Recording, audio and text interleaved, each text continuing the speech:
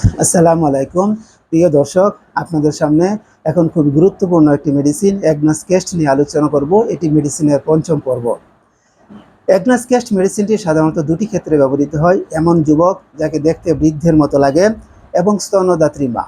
এর কনস্টিটিউশনে বলা আছে যে for the lymphatic constitution, 2 premature old age, অর্থাৎ যাকে দেখতে বৃদ্ধের মতো লাগে; মেলানকুলি, তার মন মরা, বিষণ্ণ; অ্যাপিথি, সে উদাসীন থাকে; মেন্টাল ডিস্ট্র্যাকশন, মানসিক অস্থিরতা বা মানসিক বিশৃঙ্খলা তার ভিতরে দেখা দেয়; সেলফ কন্টেম, নিজেকেই নিজে ঘৃণা করতে থাকে; অ্যারাইজিং ইন ইয়াং পারসন, এটা সাধারণত যুবক বয়সে দেখা দেয়। কেন দেখা দেয় সেটাও বলা আছে। অ্যাবিউজ অফ সেক্সুয়াল পাওয়ার, সে যে তার যে যৌন ক্ষমতা ছিল সেটাকে সে অপব্যবহার করে। এবং এবং সিমেন লসেস, অর্থাৎ তার যে বীর্য ছিল সেটা লসের ফলে। আরেকটি ক্ষেত্রে ওল্ড সিনার, পাপাচারকারী বা ব্যভিচারকারী ব্যক্তি, যার যার ইম্পটেন্সি থাকে এবং গ্লিড থাকে। গ্লিড মানে গনোরিয়ার ডিসচার্জ, অর্থাৎ তার গনোরিয়ার হিস্ট্রি থাকতে পারে অথবা গনোরিয়ার যে পুজ সেটা আসতে পারে।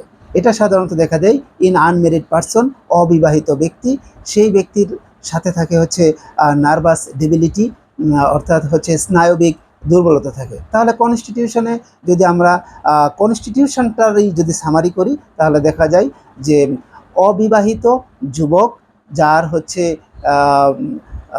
চেহারার ভিতরে বার্ধক্যের ছাপ দেখা যায়, আর সে মনমরা থাকে, বিষণ্ণ থাকে এবং মানসিক অস্থিরতা থাকে, নিজেকে নিজে ঘৃণা করতে থাকে, গনোরিয়ার ডিসচার্জ আসতে থাকে। এটা আসে কেন?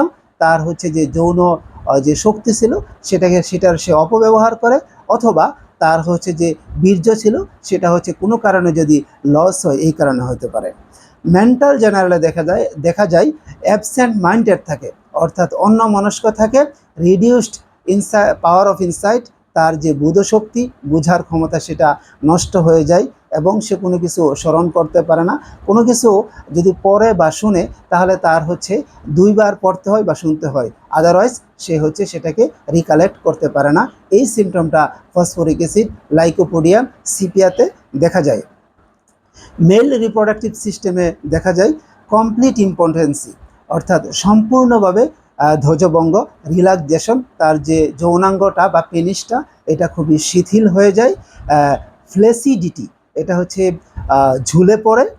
এবং কোল্ডনেস অফ জেনিটেলিয়া, অর্থাৎ তার যে পেনিসটা আছে সেটা ঠান্ডা হয়ে যায়। উইথ উইথ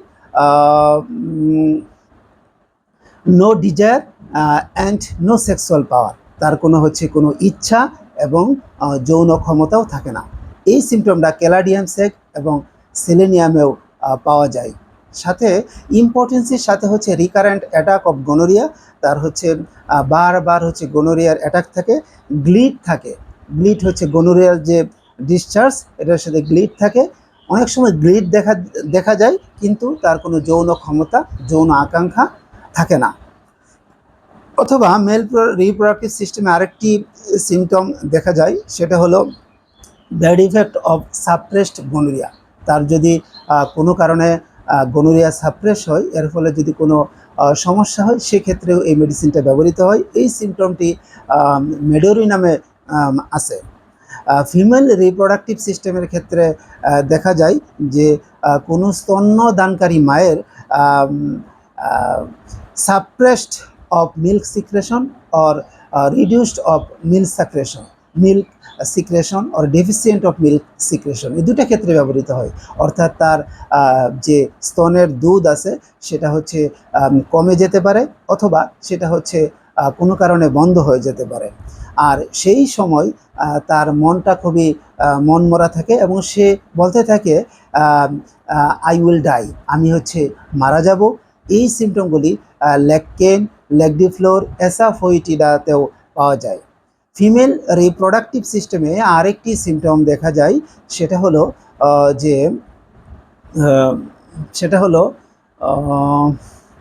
যে লিউকোরিয়ার ক্ষেত্রে, লিউকোরিয়াটাকে আসলে ট্রান্সপারেন্ট হয়, খুবই স্বচ্ছ হয়, লাইনেন ইয়েলো হয়, অর্থাৎ স্টেইনিং লাইনেন ইয়েলো, যেটাকে বলা হয় কাপড়ে দাগ লেগে যায় এবং সেই দাগটা হয় সাধারণত হচ্ছে হলুদ হয়ে থাকে। এইগুলি আসলে মূলত অ্যাগনাস ক্যাস্টাসের সিমটম। এছাড়াও দুটি ক্ষেত্রে দেখা যায়, একটি হলো তার নাকে এক ধরনের মৃগনাভির মতো গন্ধ পাওয়া যায়, আর হচ্ছে যে যখন হেঁটে যায় তখন তার হচ্ছে যে থাই আছে সেখানে অনেক সময় ক্র্যাকস হয়।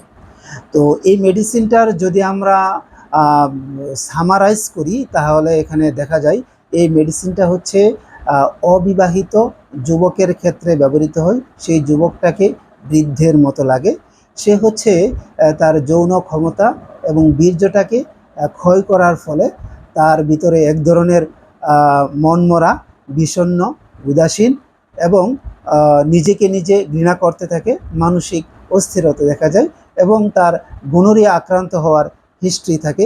এই জন্য সে কোনো কিছু মনে রাখতে পারে না এবং অন্যমনস্ক থাকে, কোনো বিষয় পড়লেও তার মনে থাকে না, যার ফলে সম্পূর্ণ ধ্বজভঙ্গ ডেভেলপ করে, তার পেনিসটা শিথিল হয়ে যায়, ঝুলে পড়ে এবং ঠান্ডা হয়ে যায়। আর মায়েদের ক্ষেত্রে, স্তন্যদানকারী মায়ের ক্ষেত্রে বিশেষ করে, যে তার দুধটা হচ্ছে কমে যায় অথবা কোনো কারণে বন্ধ হয়ে যায়, সাদা স্রাবের ক্ষেত্রে বলা হয়েছে এটা স্বচ্ছ এবং কাপড়ে লেগে যায়, হলুদ রঙের হতে পারে। এই বিষয়গুলি যদি আমরা জানি তাহলে এই মেডিসিন প্রেসক্রাইব করতে পারবো।